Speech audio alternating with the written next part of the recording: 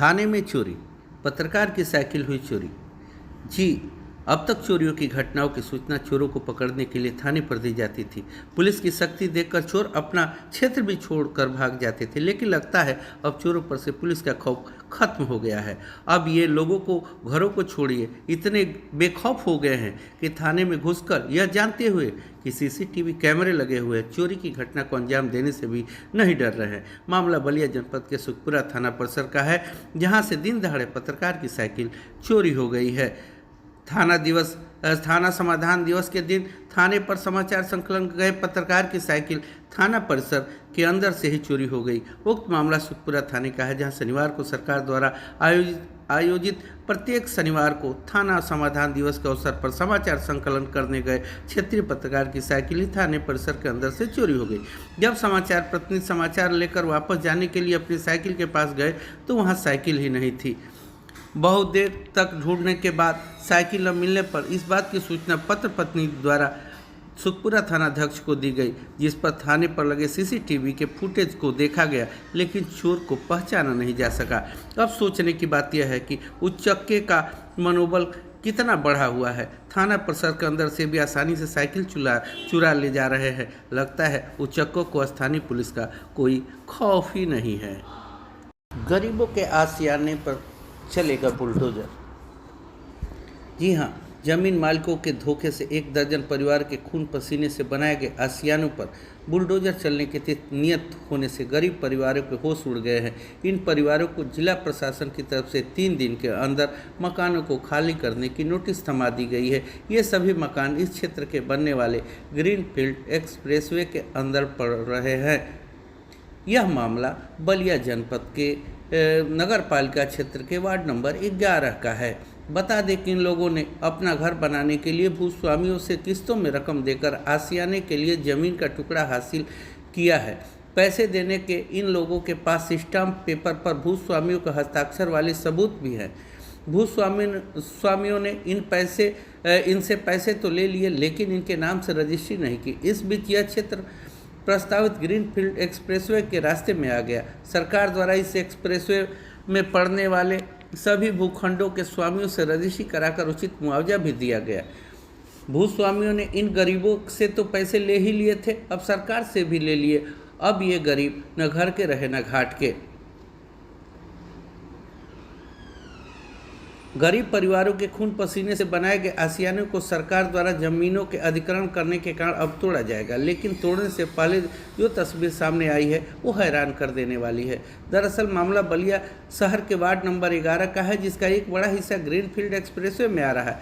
जो हिस्सा एक्सप्रेसवे में आ रहा है वहाँ लगभग 1 दर्जन परिवारों ने अपना मकान बनवाया है, जिसे अब तोड़ने की न केवल बात सामने आई है, बल्कि घर खाली करने के लिए 3 दिन का समय दिया गया है।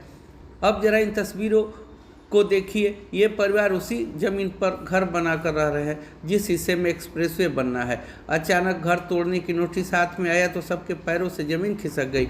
इन सब का कहना है कि इस ज़मीन की हमने कीमत उनको दी है जिनकी ये ज़मीन है। बताया हम गरीब हैं, इसलिए एक स्टाम्प पेपर पर समझौते के मुताबिक ज़मीन के कीमत को कई किस्तों में दे दिए, लेकिन ज़मीन के मालिकों ने इसकी रजिस्ट्री हमारे नाम से नहीं की। अब जब ये ज़मीन एक्सप्रेसवे में आ रहा है तो न ही हमारे पैसे वापस किए गए और न ही हमें कहीं और ज़मीन दिया जा रहा है, सीधा घर तोड़ने की चेतावनी दी जा रही है। कहा कि अगर ऐसा हुआ तो हम घर नहीं खाली करेंगे। वही मोदी योगी से न्याय की गुहार लगाते हुए कहा कि हम सभी को जमीन मालिकों ने धोखा दिया है।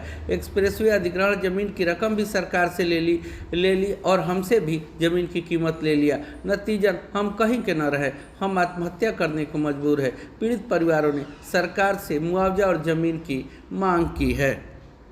प्रशिक्षण कार्यशाला के दूसरे दिन प्रशिक्षुओं को दिए गए वाटर कलर लैंडस्केप पेंटिंग के टिप्स।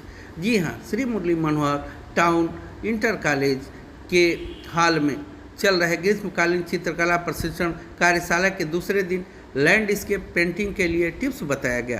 कार्यक्रम के संयोजक डॉक्टर इफ्तिखार खान ने बताया कि प्रशिक्षण के दूसरे दिन विषय विशेषज्ञ के रूप में प्रशिक्षण देने के लिए IIT पवई मुंबई से M.Dech मास्टर ऑफ डिजाइन कर चुके इरशाद अहमद अंसारी ने प्रशिक्षण के दौरान प्रशिक्षुओं को वाटर कलर लैंडस्केप पेंटिंग बनाने के बारे में व्याख्यान दिया।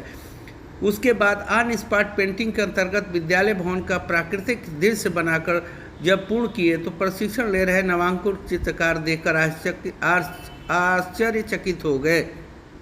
मुस्कान सिंह, सादिया परवीन, अग्रिम श्री, नीलेश पांडे, मान्यता यादव, अनामिका यादव, आस्था पालक सिंह, अमन वर्मा, उत्सव प्रताप सिंह, सिद्धि वर्मा, प्रिंस कुमार वर्मा, जाह्नवी आर्या, आनंद, अरुण प्रकाश, साक्षी, उत्कर्ष शर्मा, आलिया विश्वकर्मा, अभिषेक चौबे, आदित्य यादव, मौसम कुमार, अंशु यादव, प्रताप सिंह, आदित्य सिंह, ख्वाहिश, अनन्या सिंह, ऐनम खान, राशिका तिवारी, नव्या सिंह, हर्ष मिश्रा आदि ने प्रशिक्षण लिया। रेड क्रॉस ने चलाया संचारी रोगों के प्रति जन जागरूकता अभियान। जिलाधिकारी अध्यक्ष Indian red cross society Ballia के निर्देशन के क्रम में मुख्य चिकित्सा अधिकारी उपाध्यक्ष Indian red cross society Ballia के आदेशानुसार आज दिनांक 27/5/23 दिन शनिवार को विकासखंड हनुमानगंज के अंतर्गत भीखपुर और बसंतपुर ग्राम पंचायत में Indian red cross society Ballia, Nehru युवा केंद्र एवं समाज कार्य विभाग, जन नायक चंद्रशेखर विश्वविद्यालय द्वारा संचारी रोगों के प्रति जन जागरूकता अभियान चलाया गया।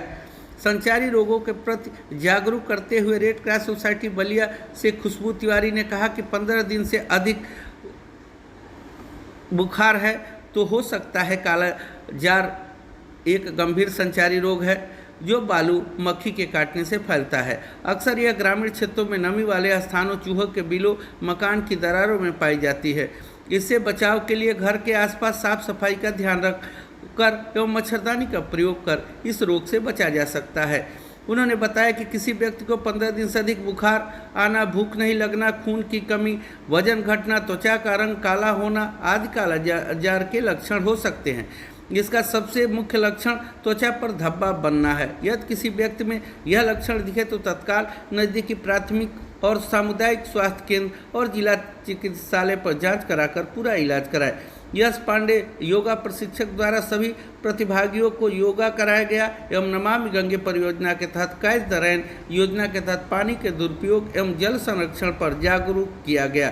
रेड क्रॉस सोसाइटी बलिया द्वारा उपस्थित ज्योतियों एवं महिलाओं को साफ सफाई से संबंधित सैनिटरी पैड का वितरण किया गया। इस अवसर पर गौरव राय, प्रदीप कुमार गुप्ता, सोनी यादव, तेजस्वी सिंह, अमन गुप्ता, विशाल यादव, नील शिवम एवं नीरज आदि सदस्य उपस्थित रहे।